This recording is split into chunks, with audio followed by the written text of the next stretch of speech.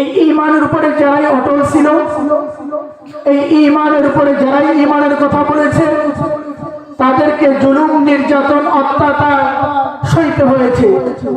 যেমন আমরা বিগত 16 বছরও দেখেছি, যারা নাকি কোরআন এবং সুন্নাহর কথা বলেছে, যারা নাকি ঈমানের কথা বলেছে, তাদেরকে কারাগারেও যেতে হয়েছে। জোরে বলুন কথা ঠিক কিনা? এই কোরআনের কথা বলার কারণে যারা নাকি কোরআনের কথা বলেছে, ঈমানের কথা বলেছে, তাদেরকে বলেছে জঙ্গি। যে জঙ্গি বলেছে, যে নাকি জঙ্গি বলে আলেম ওলামাদেরকে গালি দিয়েছে, সেই জঙ্গি বলার কারণে এ দেশ থেকে পালাইতে বাধ্য হয়েছে। জোরে বলার কথা ঠিক কিনা? আমরা তো এই কথা স্পষ্ট ভাষায় বলি, হে লাল চামড়ার দলেরা, হে খ্রিস্টানের দলেরা, তোমরা শোনো, তোমরা শোনো, হাতের 5 আঙ্গুল কিন্তু এক নয়, এক নাকি হাতের 5 আঙ্গুল দেখেন 5 রকম, 5 আঙ্গুল 5টা 5 দিকে। ঠিক মুসলমান 5 রকম হতে পারে, এটাই স্বাভাবিক। কেউ আওয়ামী লীগ করবে, কেউ বিএনপি করবে, কেউ জাতীয় পার্টি করবে, কেউ বিভিন্ন দলে বিভক্ত হতে পারে। কিন্তু যখন নাকি ঈমানের উপরে আঘাত আসবে, কোরআনের উপরে আঘাত আসবে, তখন মুসলমান আর ঘরে বসে থাকবে না। হাতের 5 আঙ্গুল যখন নাকি খাবার খায়, প্লেট থেকে খাবার খায়, তখন কিন্তু ওই প্লেটের মধ্যে আর একটা খানাও থাকে না। ঠিক মুসলমান যখন ঈমান বাঁচানোর জন্য হাতে হাত রেখে ময়দানের মধ্যে নেমে যাবে, তখন ওই সকল লাল চামড়ার গোষ্ঠীরা বাংলাদেশের মধ্যে থাকতে পারবে না। যেমন আমরা কিছুদিন আগে দেখেছি, স্বৈরাচারী সরকারের বাংলাদেশের মধ্যে থাকতে পারি না। কথা ঠিক কিনা? মুহতারাম হাজিরিন, যে কথা বলতেছিলাম, এই ঈমান আমাদের কাছে এমনিতে আসে নাই। এই ঈমান এসেছে সাহাবায়ে কেরামদের রক্তের বিনিময়ে।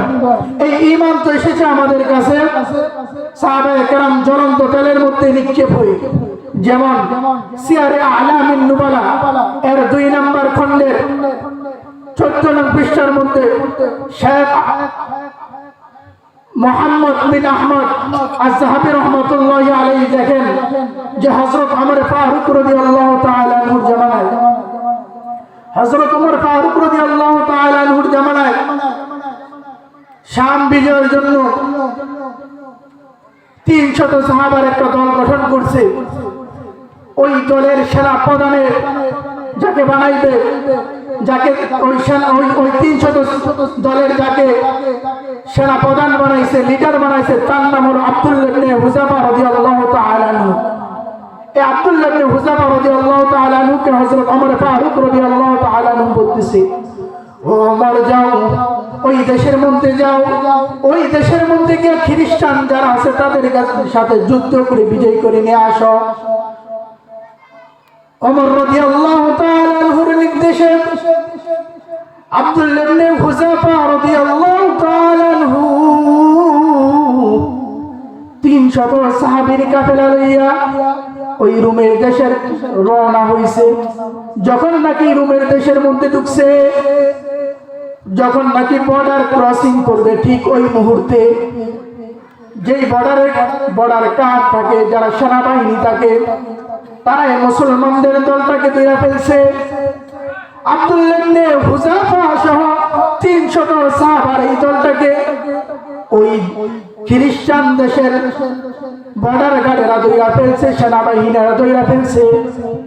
এবার আব্দুল্লাহ ইবনে হুযাফা রাদিয়াল্লাহু তাআলা আনহু সহ ওই 300 সাহাবীকে ওই দেশের যে বাদশা ছিল, খ্রিস্টান বাদশা ছিল, ওই বাদশার কাছে লয়ে গেছে। বাদশার কাছে নিয়ে বলতেছে, ও বাদশা মহোদয়, এরা হলো মুসলমান, এরা হলো কালিমাওয়ালা, তারা আমাদের দেশে আসছে, আমাদের সাথে যুদ্ধ করে এই দেশকে বিজয় করার জন্য। এবার এই খ্রিস্টান ভাষা চিন্তা করতেছে, তারা তো মুসলমান ঈমানওয়ালা, দেখি তো তাদেরকে একটু লোক দেখা তাদের কাছ থেকে ঈমানটা সরানো যায় কিনা। খ্রিস্টান ভাষা চিন্তা করতেছে, দেখি তো তাদের কাছ থেকে ঈমানটা সরানো যায় কিনা। এবার 300 সাহাবা, যে সেনা প্রধান ছিল আব্দুল্লাহ ইবনে হুযাফা, সিয়ারে আলামিন নুবালার মধ্যে লেখে, এই আব্দুল্লাহ ইবনে হুযাফাকে খ্রিস্টান ভাষা বলতেছে, আব্দুল্লাহ ইবনে হুযাফা, তুমি তো ঈমানদার, তুমি যদি ঈমান থেকে সইরা আছো, তুমি যদি ঈমানটা এখন ছাইরা দাও, তাহলে তুমি দেখতেছো আমার এই দেশের অর্ধেক রাজত্ব তোমাকে দিয়ে দিব।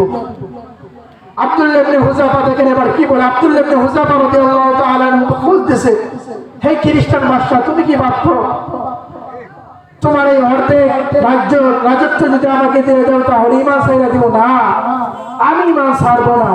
শুধু তোমার দেশের রাজ্যের অর্ধেক কেন, তোমার দেশের, তোমার পুরা দেশ যদি, তোমার পুরা দেশের রাজ্যের রাজত্ব যদি আমাকে দিয়ে দাও, শুধু তাই নয়, পুরা আরব দেশের রাজ্যের রাজত্ব যদি আমাকে দিয়ে দাও, তবু আমি বিন্দু পরিমাণ ঈমান ছাড়বো না। এখানে যদি আমি আর আপনি হইতাম তাহলে কি করতাম? ঈমান ছাইরা দিতাম। আরে ভাই, আমরা তো ভোটের আগে দেখি 500 টাকার বিনিময়ে আমরা আমাদের জবান বিক্রি করে ফেলি, ঈমান বিক্রি করে ফেলি। আব্দুল্লাহ ইবনে হুযাফা রাদিয়াল্লাহু তাআলা আনহুকে বলতেছে, আব্দুল্লাহ ইবনে হুযাফা, যাও তোমাকে পুরা রাজ্যের রাজত্ব দিয়ে দেব, তবু ঈমান ছাইরা দাও। আব্দুল্লাহ ইবনে হুযাফা ঈমান ছাড়ে না। ক্ষমতার লোভ আব্দুল্লাহ ইবনে হুযাফার ঈমান থেকে দূরে সরায় না। আব্দুল্লাহ ইবনে হুযাফা বলে, জালিম, ছাড়বো না, ছাড়বো না, ঈমান ছাড়বো না। এবার আব্দুল্লাহ ইবনে হুযাফা রাদিয়াল্লাহু তাআলা আনহুকে ওই জালিম বলতেছে, আব্দুল্লাহ ইবনে হুযাফা, বুঝছি, ও আব্দুল্লাহ ইবনে হুযাফা, বুঝছি তোমাকে এইভাবে ঈমান ছাড়ানো যাবে না।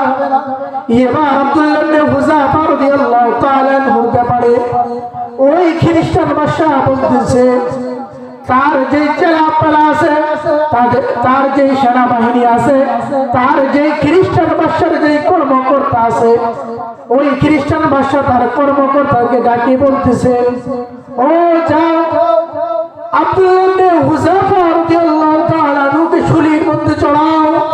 শুলির মধ্যে চড়ায় আব্দুল্লাহ ইবনে হুযাফাকে তিন নিক্ষেপ করো। জালিম বাদশার আদেশে আব্দুল্লাহ ইবনে হুযাফা রাদিয়াল্লাহু তাআলা আনহু, হে ভাই, জানেননি আব্দুল্লাহ ইবনে হুযাফাকে সিয়ারে আলামিন নুবালার মধ্যে লিখে আল্লাহর রাসূল সাল্লাল্লাহু আলাইহি ওয়াসাল্লামের সাহাবী আব্দুল্লাহ ইবনে হুযাফা বদর যুদ্ধের অংশগ্রহণ করা একজন এমন দামি সাহাবী আব্দুল্লাহ ইবনে হুযাফা। এই আব্দুল্লাহ ইবনে হুযাফা রাদিয়াল্লাহু তাআলা আনহুকে ওই খ্রিস্টান বাদশা বলতেছে, যাও আব্দুল্লাহ ইবনে হুযাফাকে শুলির মধ্যে চড়াও। আব্দুল্লাহ ইবনে হুযাফা রাদিয়াল্লাহু তাআলা আনহুকে শুলির মধ্যে চড়ায়